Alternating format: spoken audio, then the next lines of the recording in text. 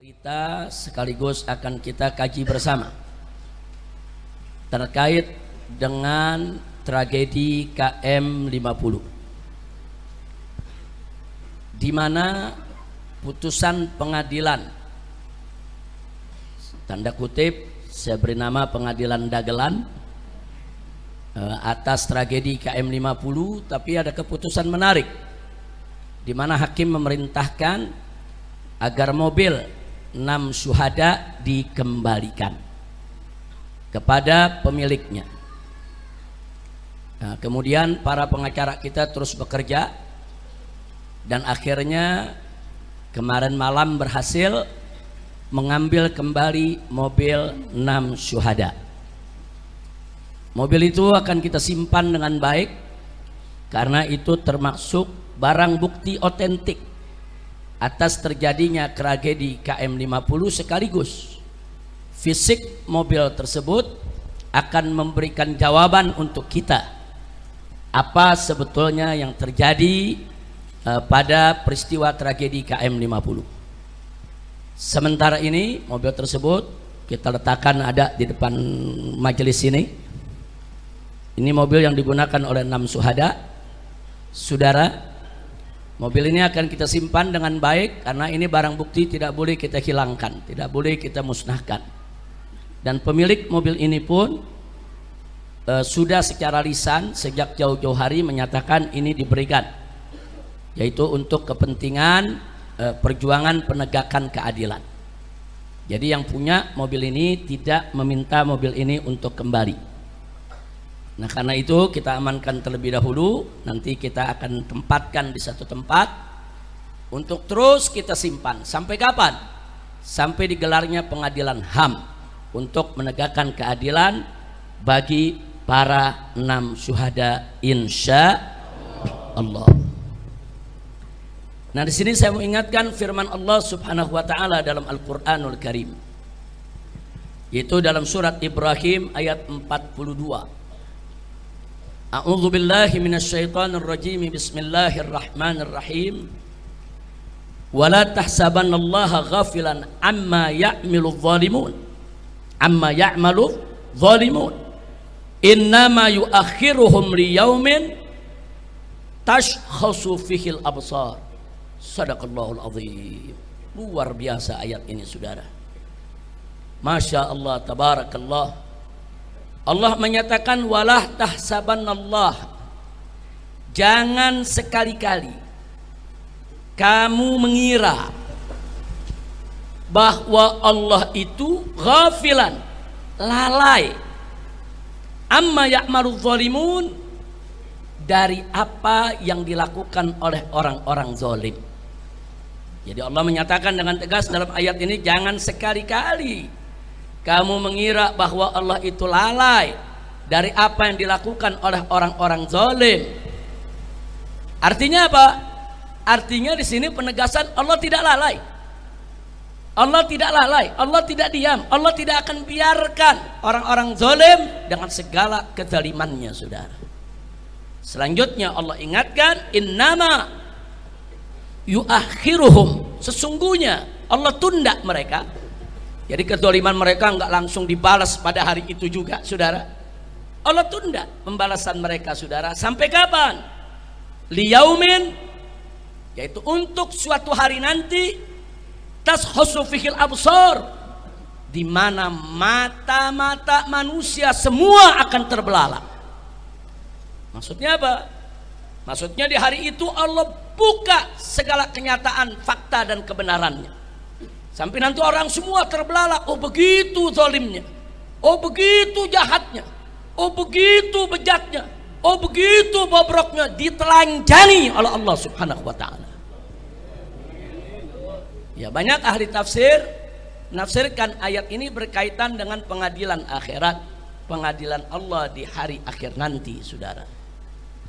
Tapi jangan lupa, saudara, bahwa pembalasan Allah sering terjadi di dunia sebelum di akhirat. Nah, karena itu saudara nggak usah kaget kalau ada satu peristiwa kezaliman di hari itu Allah belum buka Tapi di hari-hari berikutnya Allah buka satu persatu ya ikhwan. Ini belum di akhirat nih, baru di dunia. Allah buka satu persatu dan betul begitu dibuka kita terbelalak kaget. Oh begitu. Oh ternyata zalim. Oh ternyata bejat. Oh ternyata bobrok. Oh ternyata lebih jahat dari yang kita kira. Subhanallah. Sadaqallahul azim. Maha benar Allah dengan segala firman-Nya. Nah, maka itu di sini saya mau sampaikan ya ikhwan. Mobil 6 syuhada yang hari ini ada di hadapan kita semua, yang hari ini ada di tempat kita ini fisiknya saudara, insya Allah akan kita simpan dengan baik sampai keadilan ditegakkan. Karena saat pengadilan HAM digelar nanti, mobil 6 syuhada ini menjadi bukti penting yang tak terbantahkan, insya Allah. Mobil 6 syuhada ini menjadi bukti penting tentang kebejatan dan kejahatan serta kesadisan geng KM50 yang dipimpin oleh seorang jenderal dan melibatkan Satgasus Polri, saudara.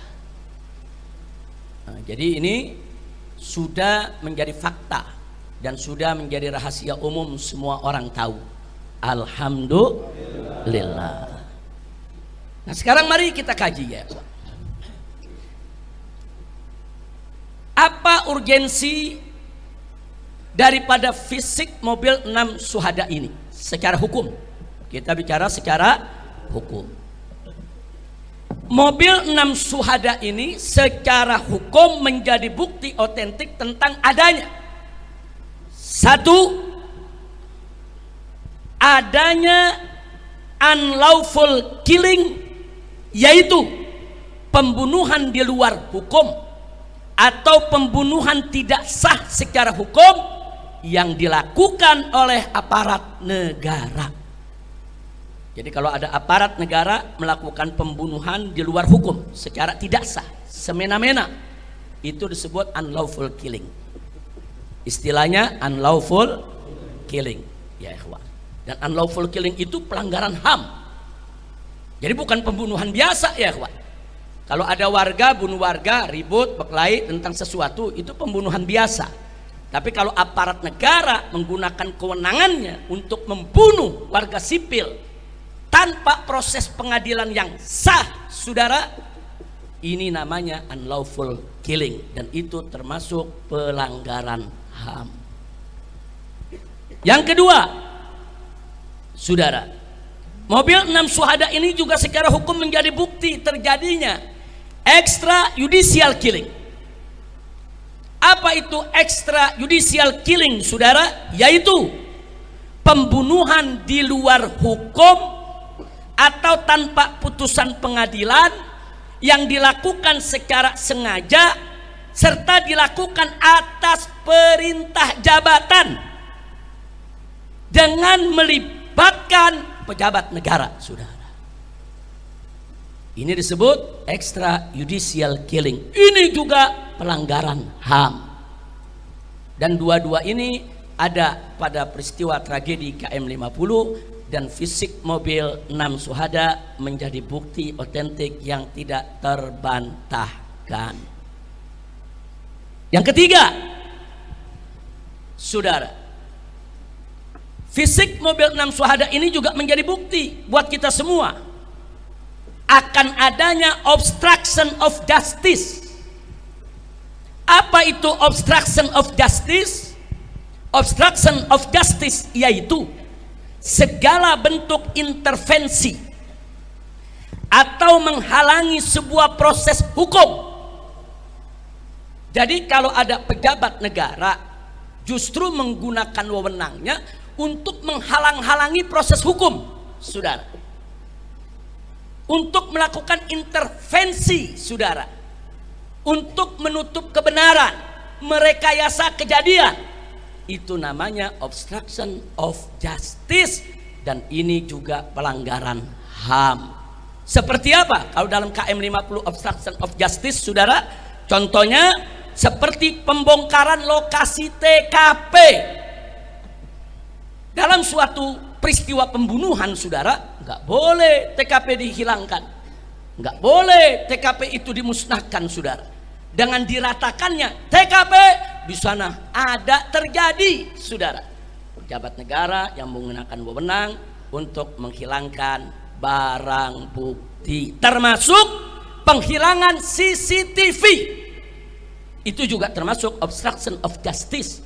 Jadi kalau ada pejabat negara dengan sengaja menghilangkan, melenyapkan, menyembunyikan, menghapus CCTV yang menjadi bukti atas terjadinya suatu kejahatan, itu adalah obstruction of justice, dan itu juga pelanggaran HAM.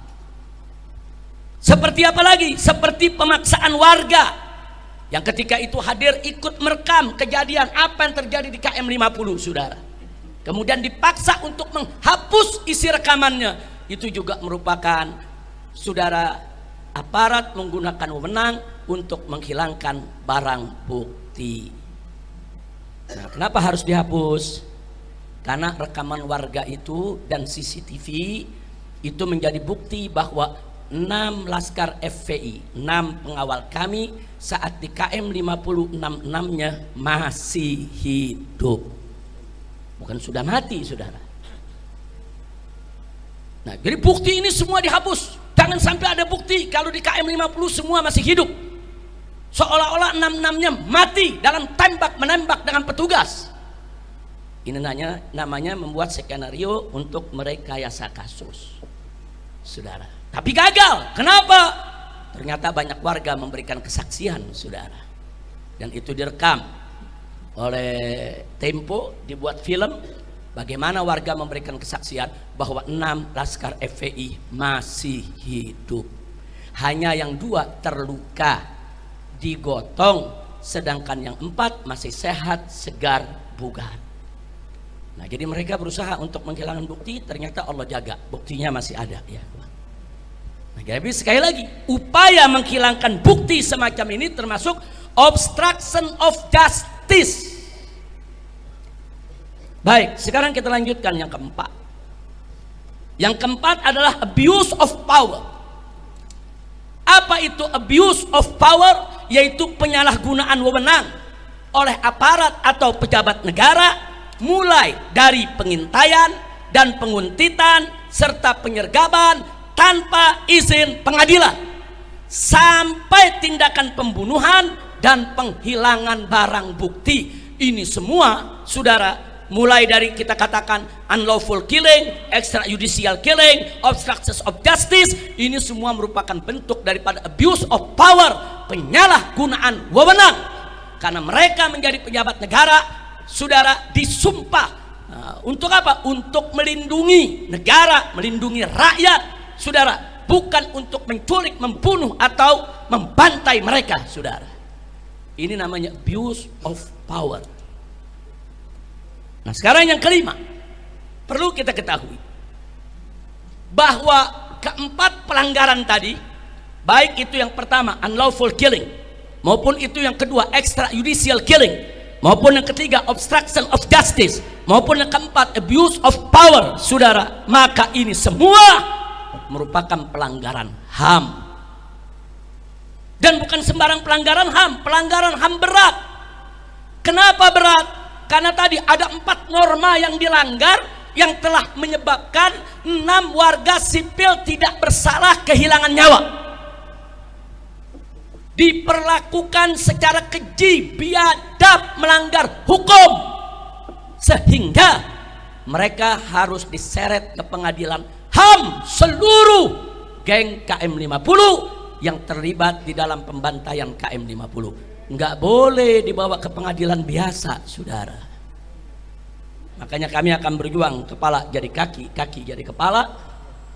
Peristiwa tersebut harus dibawa ke pengadilan HAM. Tidak berhasil di rezim ini akan berganti, insya Allah. Mudah-mudahan kita dapat rezim yang baik, rezim yang akan menegakkan hukum, rezim yang akan memberikan keadilan kepada rakyat. Amin ya rabbal alamin. Tidak dapat kita keadilan di dalam negeri, jangan putus asa. masih bisa kita angkat ke forum-forum luar negeri, saudara.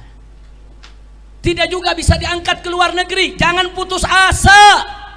Sampai jumpa di pengadilan akhirat. Allah tidak lalai. Allah tidak lalai. Jadi jelas tadi Allah firmankan apa dalam Al-Quranul Karim?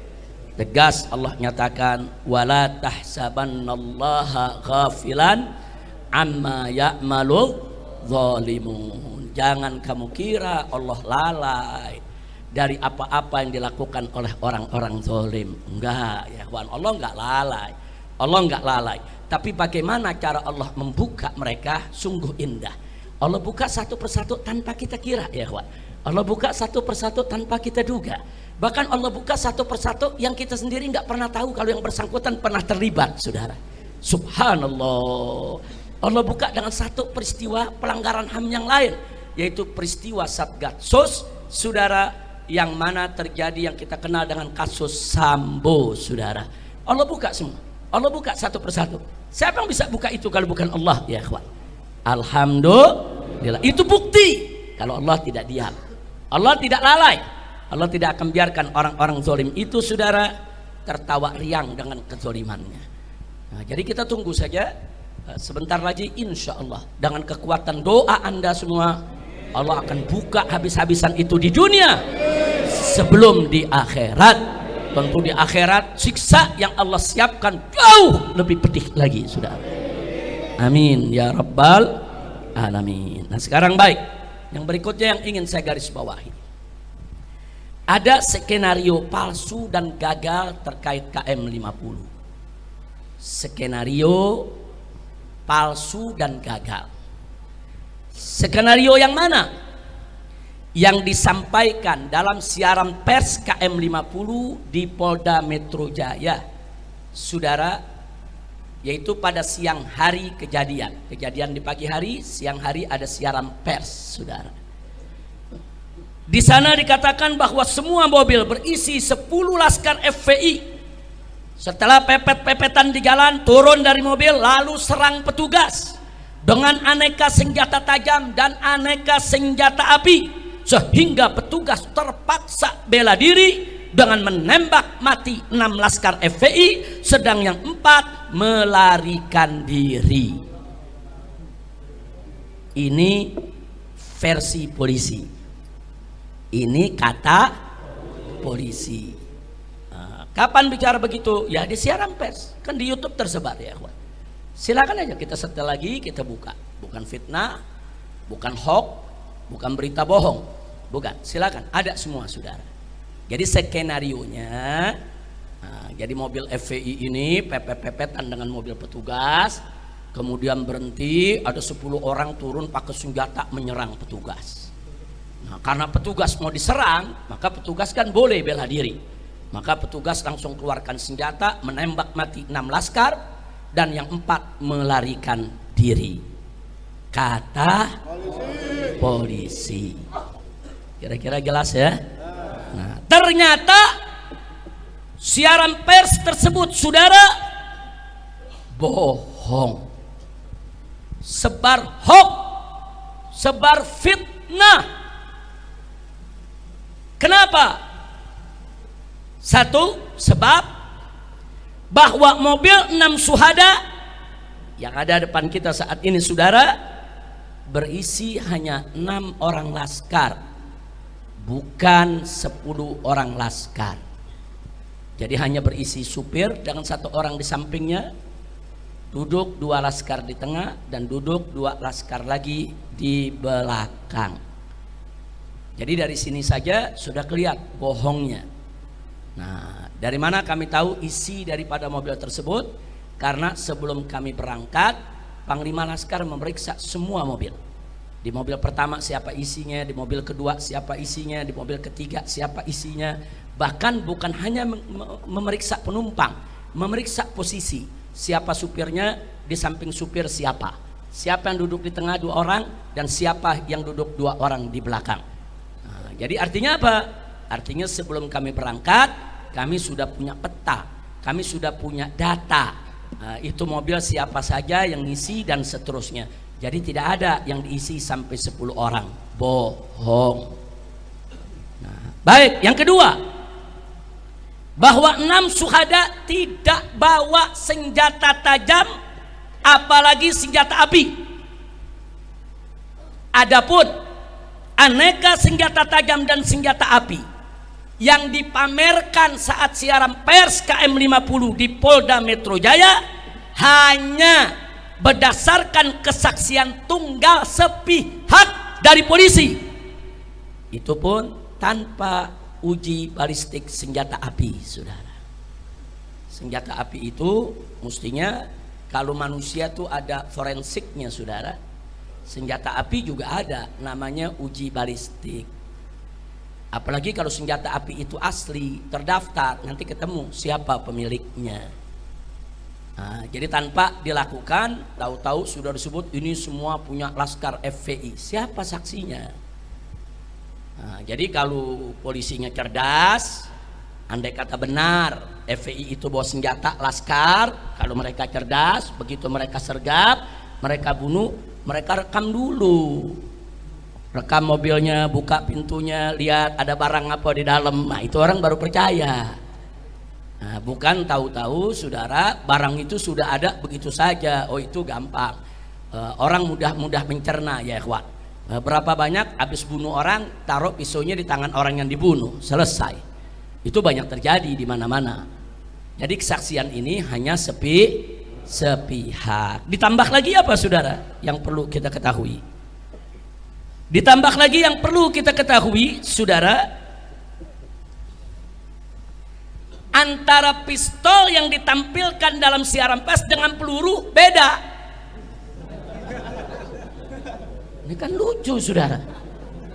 Pistolnya revolver yang berisi 6 peluru itu, ya ikhwan, pelurunya orang tahu. Tapi peluru yang ditampilkan itu peluru senapan sergap semua. Apa memang FPI punya ilmu? Pistol revolver pakai apa aja bisa? Atau Laskar FPI punya ilmu, mungkin pistol mana saja pakai batu pun bisa. Nah, jadi cerdaslah. Ngebohong itu kan perlu cerdas juga, ya ikhwan. Iya, ngebohong juga perlu cerdas. Ini udah ngebohong bodoh lagi. Kira-kira jelas? Ada lagi, waktu siaran pers dikatakan ini senjata api asli, ditunjukkan. Besoknya berubah, katanya senjata rakitan. Ada, kita simpan. Itu bukti siaran pers semua kita simpan, ya. Hari berikutnya berubah lagi. Enggak, ini senjata asli polisi yang dirampas oleh Laskar. Jadi pertama dibilang senjata asli milik Laskar. Besok berubah senjata rakitan milik Laskar. Begitu diprotes oleh netizen, berikutnya lagi berubah lagi. Katanya senjata asli milik polisi dirampas Laskar. Luar biasa. Saya mau tanya, kita pakai akal yang sehat lah. Saya mau tanya, saudara, akal sehat bisa terima itu? Bisa terima itu? Masuk bisa berubah-ubah? Kan dari hari pertama kan udah ketahuan itu asli atau bukan. Kenapa bisa dirubah-ubah? Kenapa dirubah? Karena kalau dikatakan asli nggak sesuai dengan skenario, jadi perlu rakitan. Ternyata rakitan kurang pas juga sama skenarionya. Oh, kalau gitu ini dirampas saja supaya nanti cocok sama cerita. Nah, ini namanya cocokisme atau cocokiologi. Ilmu mencocokkan supaya bohongnya kelihatan benar. Kira-kira jelas ya? Tahu cocokiologi, tahu ya? Nah, baik. Selanjutnya, saudara, bahwa fisik mobil 6 syuhada, nanti selesai pengajian Anda bisa lihat dan periksa sendiri, tapi jangan disentuh ya. Jangan disentuh, jangan dibuka pintunya. Karena di mobil ini luar maupun dalam ini banyak barang-barang bukti yang harus kita amankan. Tolong jangan dibuka. Nanti Laskar tolong dijaga. Mau lihat, mau foto, mau videokan, silakan. Nanti Anda lihat sendiri, saudara, di mobil ini kaca depan ada 2 lubang peluru besar. Terus bodi samping tidak kurang dari 3 lubang peluru. Kemudian itu samping kanan, di samping kiri juga ada beberapa lubang peluru. Artinya apa? Artinya mobil ini disergap, saudara, dari depan, dari samping kanan, samping kiri, dan belakang. Jadi ditembak dari depan, ditembak dari samping kanan, ditembak dari samping kiri, saudara, dan ditembak dari belakang, serta dua bannya diledakkan, saudara. Nah, makanya kalau Anda lihat nanti dua rodanya sebelah kiri itu sudah pecah, ya ikhwan.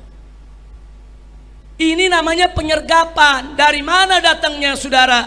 Terjadi tembak menembak, terjadi FPI melarikan diri, ini disergap, dibunuh. Nah, pada saat penyergapan tersebut ada dua laskar yang terluka. Yang pertama yang duduk di samping supir.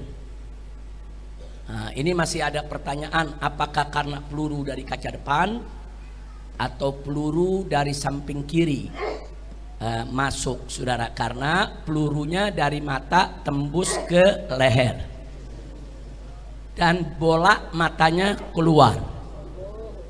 Nah, jadi masih ada pertanyaan, kalau peluru dari depan bola mata biasanya pecah, tapi kalau peluru dari belakang kepala menembus, mendorong mata keluar, bisa jadi itu datangnya, tapi belum bisa kita buktikan. Ini kan mesti ada uji forensik, ya kawan. Ini dari mana? Tapi yang jelas yang duduk di samping supir sebelah kiri, bola mata kirinya keluar sehingga dia sekarat.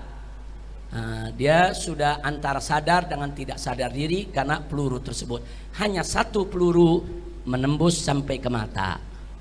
Nah, sementara yang satu lagi, korban yang duduk di belakang supir, itu ada lubang peluru memang cukup besar di samping sebelah kanan, itu mengenai pahanya, tembus, saudara. Dua orang ini mengalami pendarahan. Nah, karena di daerah paha itu ada urat besar, itu kalau udah mengeluarkan darah nggak gampang terhenti, saudara. Jadi kedua korban ini dibawa ke KM 50 masih hidup dalam keadaan terluka dan darah terus keluar tanpa dihentikan. Nah, itu yang perlu kita tahu, ya ikhwan. Nah, jadi artinya ini sergapan. Jangan bilang nanti laskar yang nyerang. Laskar tidak nyerang, saudara. Baik, kita lanjutkan, saudara. Bahwa warga KM 50 menyaksikan sendiri bahwasanya 6 syuhada saat dibawa ke KM 50 semuanya masih hidup dengan kondisi yang 2 terluka dan yang 4 sehat, segar, bugar. Jadi yang 4 diturunkan dari mobil, disuruh tiarap di aspal. Yang 1, saudara, yang sekarat duduk di samping supir itu tidak diturunkan dulu. Begitu juga yang kena pahanya itu tidak diturunkan dulu. Hanya 4 dulu yang diturunkan. Nah, mereka sedang apa? Menunggu datangnya mobil Land Cruiser hitam sebagai komandan mereka. Jadi mereka menunggu beberapa waktu. Ada yang bilang 15 menit, ada yang bilang 20 menit, ada yang bilang 30 menit. Artinya 2 orang yang luka di mobil selama waktu tersebut terus mengeluarkan darah tanpa dihentikan. Mestinya SOP polisi itu kalau habis tembak seseorang sudah dilumpuhkan harus dibawa ke rumah sakit, bukan dibiarkan darahnya mengalir sampai meninggal dunia. Itu SOP, ya Pak. Ini artinya sekian waktu dibiarkan di mobil,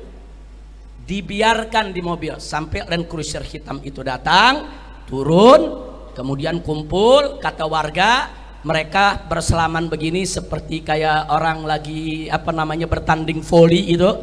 Nah, kemudian mereka bersorak seolah-olah mereka senang sudah menang, ya ikhwan. Nah, dari situ si komandan memberikan arahan, baru yang di mobil 2 digotong dipindahkan ke mobil lain. Dan yang 4 juga dimasukkan ke mobil yang lain, saudara. Artinya garis bawahi, 6-6-nya masih hidup saat ada di KM 50, saudara. Baik, kita lanjutkan, saudara. Nah, Jadi jangan bilang Laskar melakukan perlawanan, ada tembak menembak, sampai ada yang mati 6 orang, 4 lari. Bohong. Baik, saya lanjutkan saudara. Bahwa skenario siaran pers KM50 yang digelar di Polda Metro Jaya berbeda dengan skenario rekonstruksi. Nah, ternyata begitu direkonstruksi nggak sesuai dengan isi siaran pers, dan berbeda juga dengan skenario sidang. Waktu sidang dagelan lain lagi ceritanya, saudara. Polisi yang dijadikan saksi. Nah, di mana menurut sidang, saudara, menurut polisi pelaku katanya di sidang, saudara, bahwa 2 laskar FPI yang terluka meninggal saat dilarikan rumah sakit akibat kehabisan darah. Itu katanya. Katanya. Kemudian sedang 4 laskar FPI lainnya mati ditembak oleh petugas karena melakukan perlawanan di dalam mobil petugas, sehingga terpaksa 4-empatnya ditembak mati. Nah, ini menarik, ini skenario nih. Dari skenario saudara yang disampaikan tadi dalam siaran pers sampai skenario terakhir. Nah, mari kita kaji masing-masing skenario. Yang pertama saya sebut skenario aneh. Nah, anehnya di mana? Mari kita lihat saudara. 2 laskar terluka, yang satu tertembak di mata, sedang yang satunya lagi tertembak di paha. Ini yang 2 nih yang meninggal dunia, yang katanya kehabisan darah, saudara. Tapi anehnya saat kita memeriksa jenazahnya, kan jenazahnya dibawa ke Petamburan, kan jenazahnya dimandikan di sini, saudara. Ternyata 2 yang luka tadi, yang matanya keluar dengan yang pahanya tertembak mengeluarkan banyak darah, ternyata juga mengalami luka tembak yang sama. 2 tembakan lagi, 1 tembakan dekat jantung dan 1 tembakan di paru-paru, saudara. Dari mana ini peluru? Katanya mati kehabisan darah. Kalau betul dia luka kemudian dibawa ke rumah sakit mati kehabisan darah, nggak ada lagi dong peluru di jantung, nggak ada lagi dong peluru di paru-paru. Ini peluru di jantung dan di paru-paru dari mana datangnya? Datangnya setelah KM50. Berarti ada apa? Berarti dia masih hidup, dihabisi. Kira-kira jelas gak? Kalau nggak ada luka lagi mungkin benar kehabisan darah. Kalau tidak ada luka yang lain bisa jadi dia kehabisan darah, dia meninggal. Tapi meninggal kehabisan darah pun bukan berarti polisi benar, enggak dong. SOP-nya masa orang lagi luka berdarah dibiarkan. Andai kata pun kehabisan darah tetap salah. Nah, ini ternyata bukan karena kehabisan darah. Seluruh syuhada yang 6 semuanya punya luka tembak di jantung dan punya luka tembak di paru, ya kawan. Semuanya 6-6-nya. Dan luka itu hampir mirip, berdekatan. Semuanya itu dekat jantung, ya kawan. Semua. Dan semuanya ada di paru, ya kawan. Berdekatan. Kok bisa sama? Nah, jadi sekali lagi di sini jadi aneh kalau dibilang 2 laskar itu mati karena kehabisan darah. Enggak sekalian bilang 2 laskar itu mati karena kehilangan nyawa. Kan ngebohongnya lebih enak. Ngebohong tapi benar gitu. Ngebohong tapi benar, ya 2 laskar itu kami umumkan meninggal karena nyawanya dicabut oleh malaikat. Sekalian aja bikin laporan begitu. Kan kita mencari penyebab kenapa meninggal dunia. Oh, karena darahnya keluar. Betul. Kenapa darahnya keluar? Karena ada luka tembak. Betul.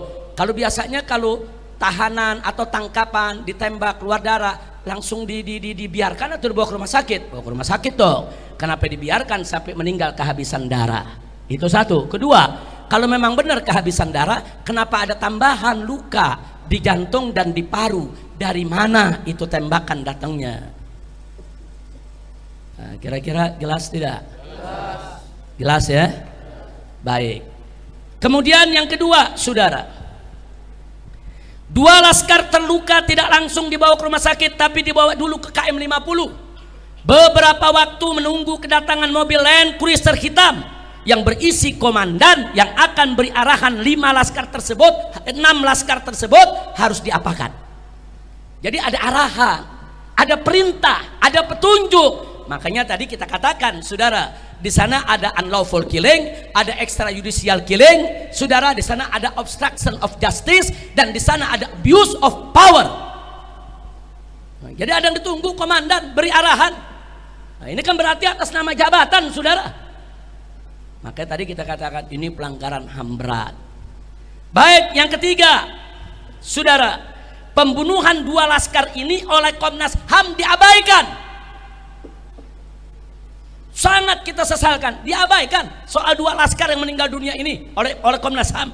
Bahkan oleh polisi, kedua korban tersebut dijadikan sebagai tersangka penyerangan petugas. Lalu dalam sidang dagelan KM 50, soal 2 orang ini tidak diungkap lagi, saudara. Makanya sidang dagelan KM 50 hanya mengadili soal pembunuhan terhadap 4 laskar. Nah, kenapa yang 2 tidak diungkap? Karena mereka takut kalau yang 2 diungkap ketahuan. Nah, kalau mereka bilang ini karena luka tembakan di mata dan paha, lalu dari mana itu luka tembakan di jantung dan di paru? Kalau dikatakan oh itu luka sudah ada dari sebelumnya, oh kalau luka dari ada sebelumnya, kenapa kedua-duanya masih hidup di KM 50? Masih hidup di KM 50. Banyak saksi yang datang, saudara, banyak saksi yang memberikan yaitu kesaksian. Nah, karena takut kebongkar, ini ditutup. Komnas HAM tidak mengupas, pengadilan tidak menyidangkan. Makanya sebut skenario aneh yang gagal. Alhamdulillah. Baik, sekarang yang kedua.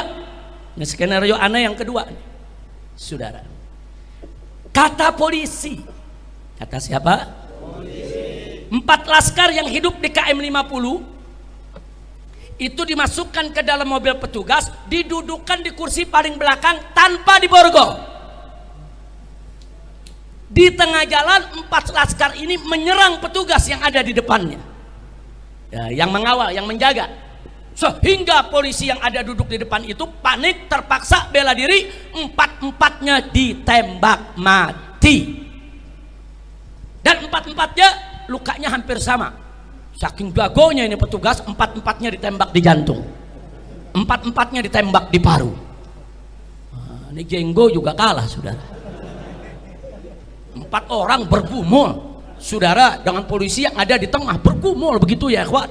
4-4 bisa mati dengan luka tembak yang sama. Masuk di akal? Masuk di akal? Wah, polisinya nggak luka, lecet enggak? Luar biasa, ngebohongnya kurang cerdas, ngebohongnya kurang cerdas, ngebohongnya agak bodoh dikit, kayaknya bukan dikit, banyak bodohnya. Kira-kira jelas ya? Nah sekarang mari kita kuliti ya kawan, soal pernyataan ini, saudara. 1, bahwa SOP kepolisian, saudara, itu semua orang tahu, saudara. Setiap ada tangkapan atau ada tahanan yang dibawa oleh mobil petugas, saudara, 1 harus diborgol atau diikat tangannya, saudara. Nggak boleh nggak diborgol, itu menyalahi SOP. Yang kedua, saudara, duduknya di kursi tengah dan diapit oleh petugas. Nggak boleh duduk di samping supir, nggak boleh duduk di belakang, saudara, di belakang petugas, nggak boleh, berbahaya dong, bisa menyerang petugas. Kalaupun ada yang duduk di belakang petugas 1, di kiri kanannya harus ada petugas, saudara. Ini bisa-bisanya 4-empatnya nggak diborgol, 4-empatnya duduk di belakang, saudara, petugas. Masuk di akal? Jadi dari segi SOP nggak benar. Saya buktikan. Saya beberapa kali dibawa dari rutan Mabes Polri. 2 kali karena saya sakit, saya dibawa ke rumah sakit. Keluarga saya nggak boleh semobil dengan saya. Nggak boleh. Saya dibawa dengan mobil, saudara, sejenis Innova, saudara. Saya duduk di kursi tengah dan di tengah-tengah. Yang bawa mobil polisi, yang duduk di samping supir juga polisi, semua bawa senjata, saudara. Kemudian yang duduk di samping kanan saya polisi, di kiri saya polisi, Dan yang duduk paling belakang sekali juga 2 orang polisi. Ini saya sakit, bukan habis perang sama polisi, bukan, sakit. Dikawalnya begitu, saudara. Dikawalnya seperti itu tuh, sakit. Nah sekarang bayangkan ada 4 laskar yang katanya habis tembak menembak dengan polisi. Habis tembak menembak, ribut saudara, sampai jatuh 2 korban. Kemudian polisi letakkan dia di mobil kursi belakang, gak diborgol. Ada yang percaya? Ada yang percaya? Saya tanya, kalau habis tembak-tembakan berarti bahaya gitu. Kalau habis tembak-tembakan berarti itu laskar kategorinya bahaya tidak? Harus tidak diborgol. Apa boleh dilepas di kursi paling belakang? Nggak boleh, saudara. Kenapa ini nggak diungkap? Ini mestinya, saudara, jangan ungkap. Nggak ada alasan. Ini SOP, saudara. Kalau mereka katakan, oh kami kekurangan mobil, kami kekurangan petugas, panggil petugas lain, datang bawa borgol, datang bawa mobil tahanan, saudara. SOP. Yang sakit bawa ke rumah sakit, yang luka bawa ke rumah sakit untuk diobati. 4 sehat, segar, bugar, harus diborgol dan harus, saudara, dimasukkan ke mobil, tidak boleh duduk paling belakang. Kenapa nggak dilakukan? Jadi dari sini kelihatan bohong. Jadi kalau yang tadi bohong, yang ini super bohong, saudara. Super bohong. Nah kemudian, saudara, coba bayangkan, laskar habis tembak-tembakan, ditaruh di kursi belakang, 4 tidak diborgol, kemudian langsung menyerang petugas yang ada di depannya.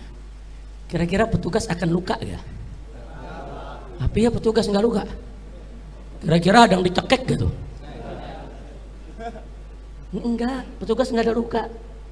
Petugasnya saking jagonya, lebih jago dari jenggo, langsung keluarkan pistol, tembak dada masing-masing, dar, mati. Tambah lagi parunya, dar. Ini yang lo tembak patung apa laskar?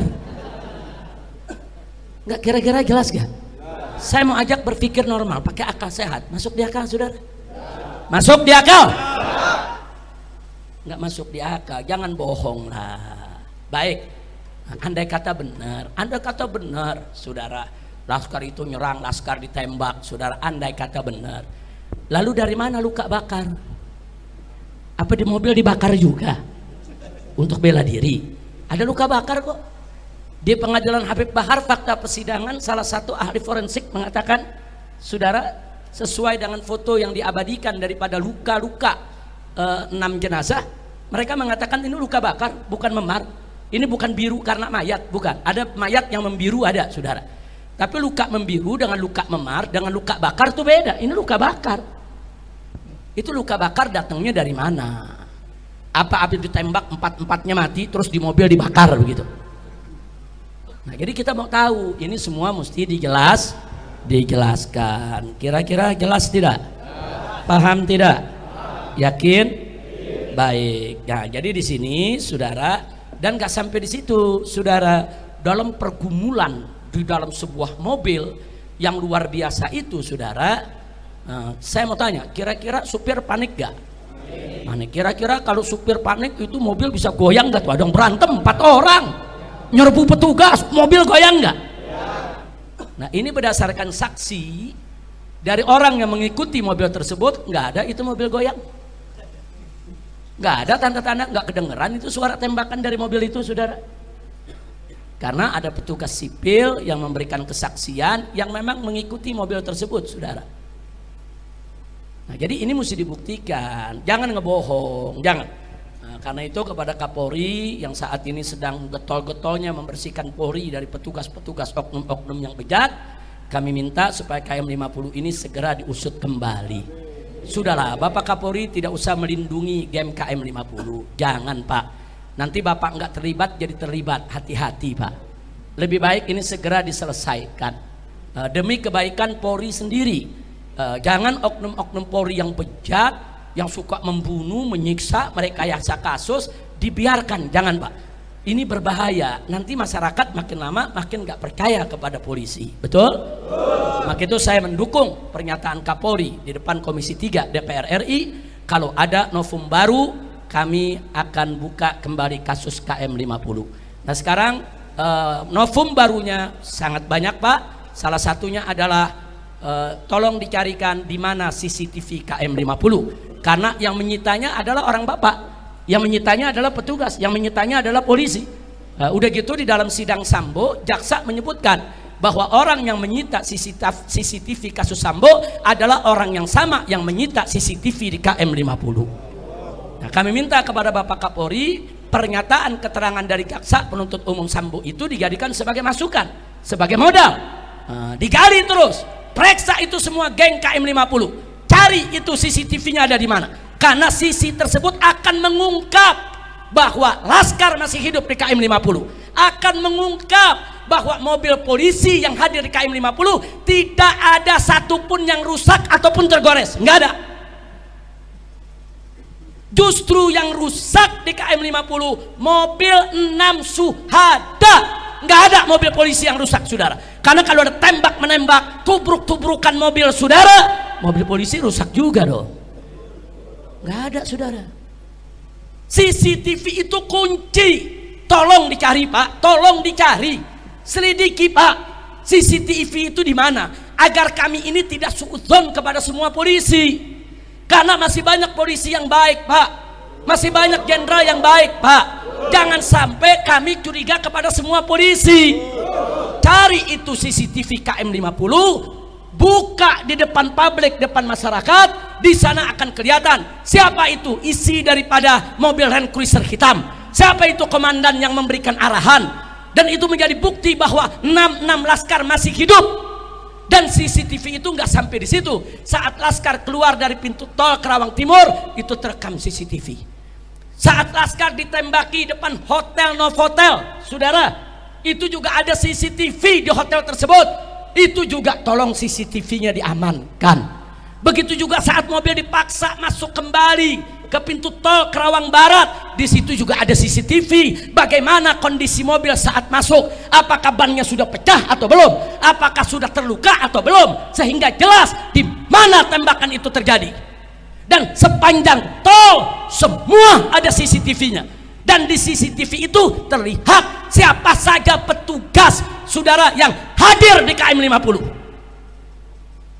CCTV itu nggak boleh dihilangkan.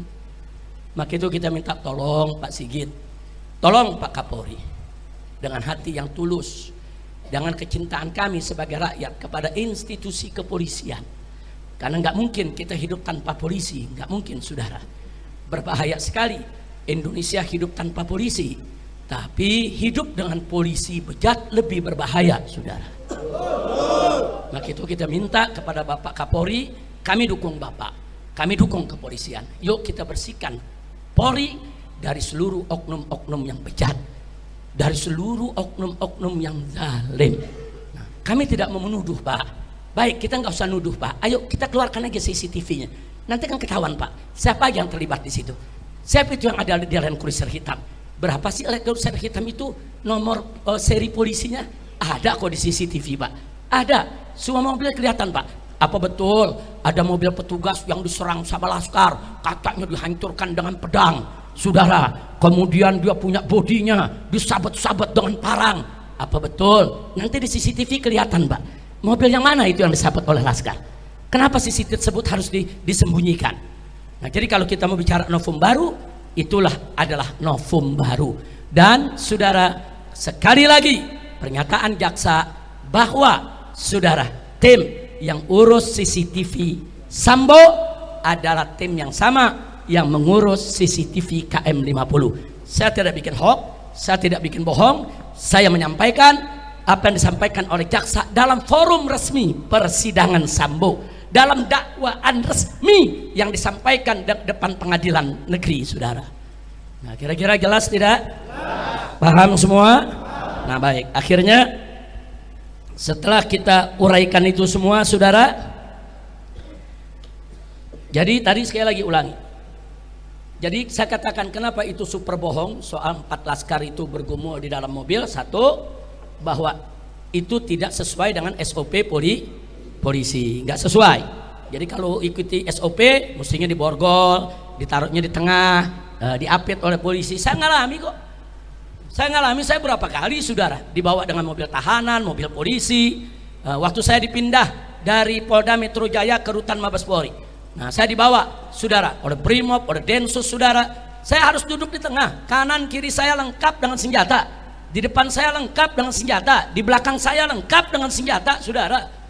Ini saya yang dikeluarkan yang tidak ada kejadian tembak menembak, apalagi laskar yang katanya ada tembak menembak. Berarti tahanan berbahaya dong. Kalau tahanan berbahaya ya borgol dong. Nah, bukan hanya diborgol, letakkan di tengah, diapit dong. Kalau nanti dia membunuh orang bagaimana? Kalau di tengah jalan lari bagaimana?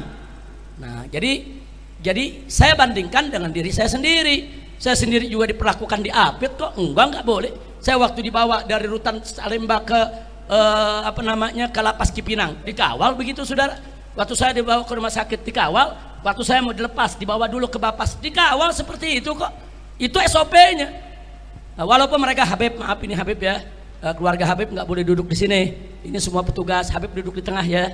Walaupun mereka sopan, mereka minta maaf Habib ya. Ini SOP-nya. Oh ya Pak, silakan Pak. Silakan. Kalau saya mau diborgol, saya mau duduk di tengah nggak apa-apa. Silakan Anda jalankan SOP Anda. Waktu saya dipindah dari Rutan Polda Metro berangkat ke Rutan Mabes Polri, tangan saya diikat kok. Padahal yang ngawal puluhan saudara. Yang ngawal puluhan tetap diikat saudara, karena itu SOP. Saya ikuti, ayo SOP. Walaupun koruptor banyak yang nggak diborgol. Ya tapi SOP saya ikutin, koruptor nggak mengikutin, saya nggak mau ikutin koruptor. Kira-kira jelas gak? Jadi ini yang perlu diselesaikan. Nah kemudian yang berikutnya yang kedua, bahwa 4 laskar FPI yang dibunuh punya luka tembak yang hampir sama, yaitu dekat jantung dan paru. Mana mungkin jika terjadi pergumulan antara 4 laskar FPI dengan petugas dalam mobil petugas, lalu luka tembak ke-4 laskar tersebut kok bisa hampir sama? Hampir sama, ada luka tembak di dekat jantung sama di paru, semua 6 jenazah sama saudara. Nah kemudian yang ketiga, bahwa di sebagian tubuh 6 laskar FPI ada luka memar dan luka bakar. Apa luka itu juga dilakukan terpaksa oleh petugas untuk bela diri di dalam mobil? Apa betul luka-luka itu menunjukkan ada penyiksaan? Luka tadi merupakan indikasi ada penyiksaan saudara. Nah kita mau tahu saudara, ya mereka ini disiksanya kapan? Sebelum melawan, saat melawan, atau disiksanya setelah jadi mayat? Nah, mesti dijelasin dong. Nah jadi jangan ada kebohongan. Mudah-mudahan kita doakan agar Kapolri kita tidak melindungi oknum bejat di Polri. Kita doakan agar Mabes Polri tidak lagi memberikan perlindungan kepada geng KM50. Kita minta supaya KM50 diungkit kembali, diusut kembali. Dan kita minta kepada Bapak Kapolri untuk membentuk tim khusus mencari CCTV KM50, karena itu merupakan kotak Pandora saudara. Begitu itu dibuka, semua jelas. Apa betul laskar melawan? Apa betul laskar bawa senjata? Apa betul laskar menyerang mobil aparat? Atau sebaliknya, semua akan terungkap begitu CCTV tersebut dibuka. Dan Komnas HAM sendiri dalam laporannya menyatakan bahwa CCTV KM50 disita oleh polisi dan tidak diberikan ke Komnas HAM saudara. Nah sementara jaksa di pengadilan Sambo juga mengatakan tim yang menyita daripada CCTV KM50 sama dengan tim yang menyita CCTV kasus Sambo. Artinya apa? Benang merahnya jelas, petunjuknya jelas, indikasinya jelas. Ya tinggal Bapak Kapolri membentuk tim untuk mengusut sampai tuntas melalui CCTV tersebut. Insya Allah kalau ini dilakukan oleh kepolisian, kepercayaan masyarakat terhadap polisi akan bangkit kembali. Betul? Betul? Saya mau tanya, kalau polisinya baik, menegakkan hukum, bertanggung jawab, dukung tidak? Dukung tidak? Dukung Polri tidak? Takbir. Tapi kalau Polrinya melindungi oknum-oknum bejat yang terlibat narkoba, yang terlibat judi, yang terlibat pembunuhan, penyiksaan, saya mau tanya, suka atau tidak? Suka atau tidak? Senang atau benci? Percaya atau tidak dengan Polri? Takbir. Nah, ini yang saya mau sampaikan pada pertemuan kita hari ini, saudara. Saya mohon maaf kalau waktunya cukup banyak saya ambil pada kesempatan ini. Akhirnya sebagai penutup, saya ingatkan lagi, Allah tidak lalai. Allah tidak lalai. Satu persatu personil aparat kepolisian yang terlibat KM50 terungkap lewat kasus Sambo. Ternyata banyak anggota Satgas Sambo terlibat dalam tragedi KM50. Nah, di antaranya yang terlibat, yang kemarin baru dipecat dari kepolisian, yaitu yang bernama Hendra, saudara. Irjen Hendra, ya dia sudah naik jadi Irjen. Hendra, saudara, dia ikut siaran pers KM50 di Polda Metro Jaya. Nah, ternyata saudara dia terlibat dalam kasus Sambo, dan dia terlibat juga, saudara, yaitu pada saat siaran pers KM50. Nah, saat ini sudah dipecat dari kepolisian. Alhamdulillah. Mudah-mudahan kasusnya tetap berjalan di persidangan agar mendapatkan hukum yang setimpal. Amin. Amin ya rabbal alamin. Nah, karena itu harapan kita semua, semoga KM50 segera dibuka kembali melalui novum baru agar CCTV KM50 ditemukan. Selama CCTV KM50 tidak dibuka kepada publik, selama itu pula masyarakat tidak akan pernah percaya kepada institusi kepolisian. Betul? Betul? Betul? Dan ingat, kasus ini tidak selesai sampai di sini. Jangan lupa, rezim itu bisa berganti. Hari ini berkuasa, besok bisa lemah. Pada saat rezim ini berganti dengan pemimpin yang baik, yang jujur, yang amanat, yang mau menegakkan hukum, maka semua akan lebih, yaitu akan lebih banyak lagi yang bisa dibuktikan akan kebobrokan kebejatan para pelaku. Nah, sebelum saat itu datang, lebih baik saat ini kita selesaikan secara bersama-sama. Nah, jadi mana yang betul-betul kesalahannya berat, hukum yang berat. Mana kesalahan-kesalahan yang kecil, hukum sesuai dengan kesalahannya. Kita selesaikan secara baik-baik, tanpa saling serang, tanpa saling hujat, tanpa saling menjelekkan. Sekali lagi saya katakan di sini ya ikhwan, kita sekalipun kita nggak percaya dengan polisi, tapi kita butuh polisi. Nggak mungkin negara tanpa polisi, nggak mungkin, saudara. Berbahaya sekali negara tanpa polisi. Tapi kalau oknum polisi yang bejat dibiarkan, ya lebih berbahaya. Mereka bisa berbuat jahat dengan seragam, mereka bisa berbuat jahat atas nama hukum. Itu lebih membahayakan masyarakat ketimbang nggak ada polisi. Nggak ada polisi bahaya, ada polisi jahat lebih berbahaya. Nah, maka itu kita menginginkan Polri kita bagus, Polri kita baik, Polri kita dicintai masyarakat, Polri kita ini profesional, Polri kita ini bersih, amanat, jujur, insya Allah.